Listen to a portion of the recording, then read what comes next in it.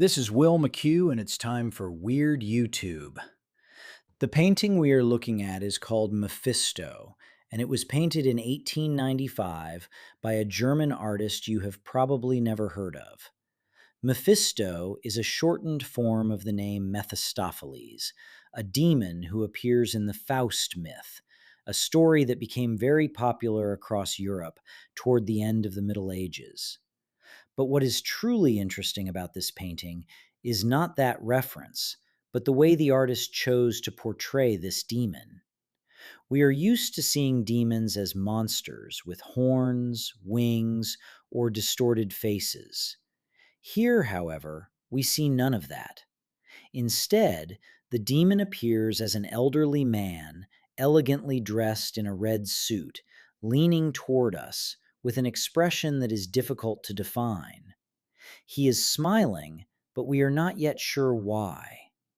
Rather than looking like a creature from hell, this Mephisto feels uncomfortably human, like someone you could easily pass on the street, or even someone who might approach you and try to befriend you.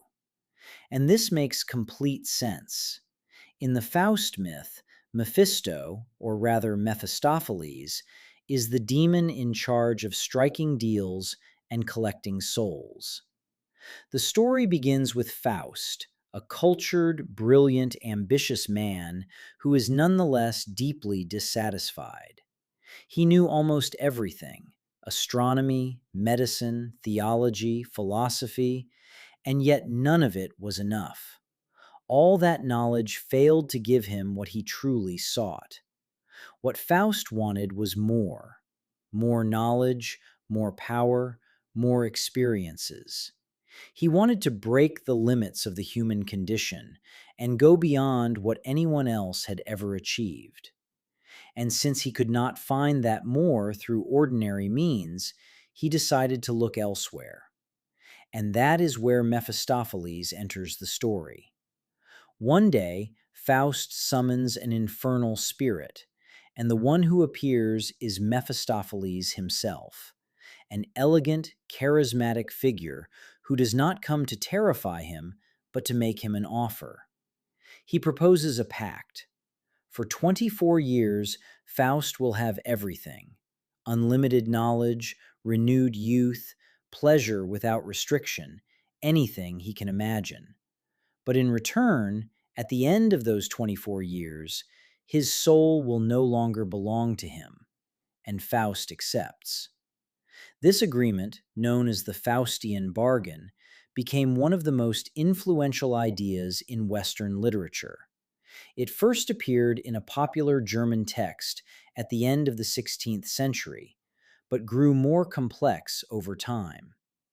In 1592, the English playwright Christopher Marlowe turned Faust into a tragic figure, torn between desire and guilt. And in 1808, Goethe elevated the story to another level. In his version, Faust is no longer seeking mere earthly pleasures, but meaning itself, becoming a symbol of the modern man who risks everything in search of a purpose that gives life true significance.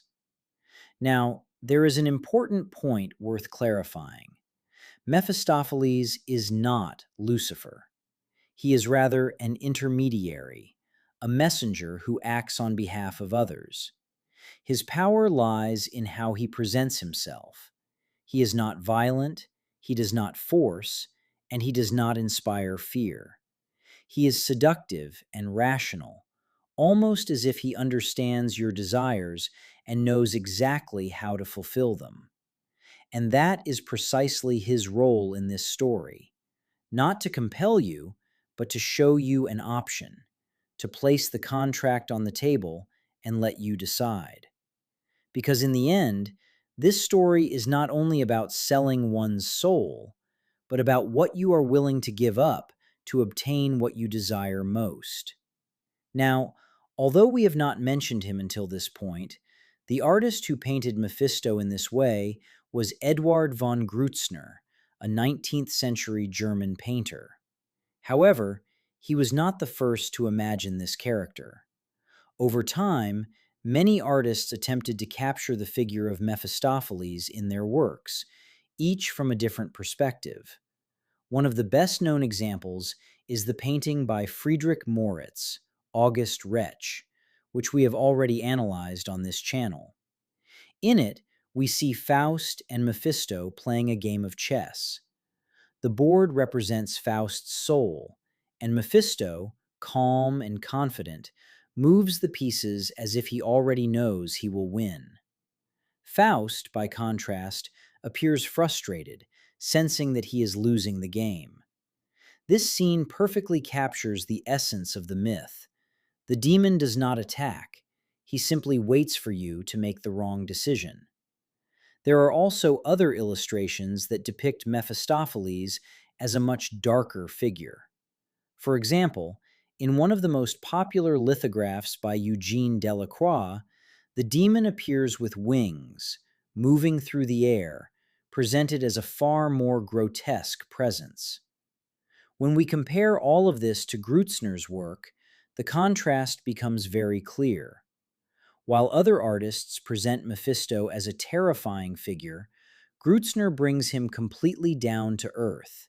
He gives him a body, an age, a personality, and turns him into someone real. When looking at this painting, it does not feel like we are facing a supernatural threat, but rather someone who could sit next to you, look at you with that mocking expression, and begin to speak. And that is precisely where his version becomes especially disturbing. Eduard von Grützner created this work in 1895, and in the painting, we see Mephisto standing, slightly leaning forward, as if he were approaching us. He gives the impression that he has just made you a proposal and is now waiting for your answer. His body turns slightly to his left, and his gaze follows in that same direction, as if something or someone were outside the frame.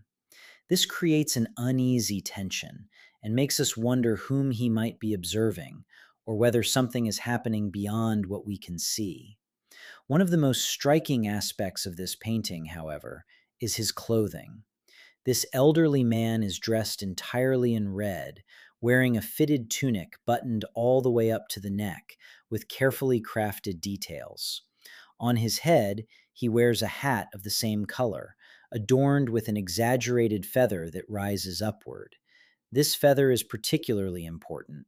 At the time, feathers in hats were not a common accessory in everyday clothing. They were more often associated with theatrical costumes or with courtly figures. In the classic versions of the story, such as those by Christopher Marlowe or Goethe, Mephistopheles does not have a fixed appearance. At times, he transforms. At times, he disguises himself. In some passages, it is even mentioned that he changes form in order not to appear too threatening. In Marlowe's text, Faust actually asks him to adopt a more pleasant, more human form. So this red, theatrical, elegant attire is not an invention of the artist, but a visual interpretation that aligns perfectly with the literary tradition. It represents a demon who does not need to appear monstrous, because his power does not lie in fear, but in seduction. And now is the moment when I believe we should talk about his face. His expression is complex. I would not say he is openly smiling, but there is certainly a subtle curve to his lips. He seems to take pleasure in placing temptation before us, enjoying the moment when he plants doubt in your mind and waits to see what you will do with it. If I had to explain why this painting feels so disturbing, at least to me, it would not be because of the colors or the expression alone. What truly unsettles is how deeply human this demon appears. Grützner does not show us a monstrous creature, nor does he rely on classic symbols of evil. There are no horns, no fire. What we see is a man with an ordinary face, a confident posture, and a gaze that feels disturbingly familiar. And perhaps that is why it is so uncomfortable, because you may already be finding a resemblance to someone. Maybe he reminds you of someone you once knew or someone you once saw. Because in real life, temptation comes through real people with real faces. Evil often does not present itself as something obvious, but as something reasonable, tempting, and even charming. And that is exactly what Mephisto represents. He does not need to inspire fear to exert power. He only needs to appear normal. We are not looking at a fantastical figure, but it's something that could exist among us. Someone we may have crossed paths with countless times without ever realizing it. Thank you for watching this video until the end. As always, I would love to hear your thoughts in the comments. This is Weird YouTube, and I'm your host, Will McCue.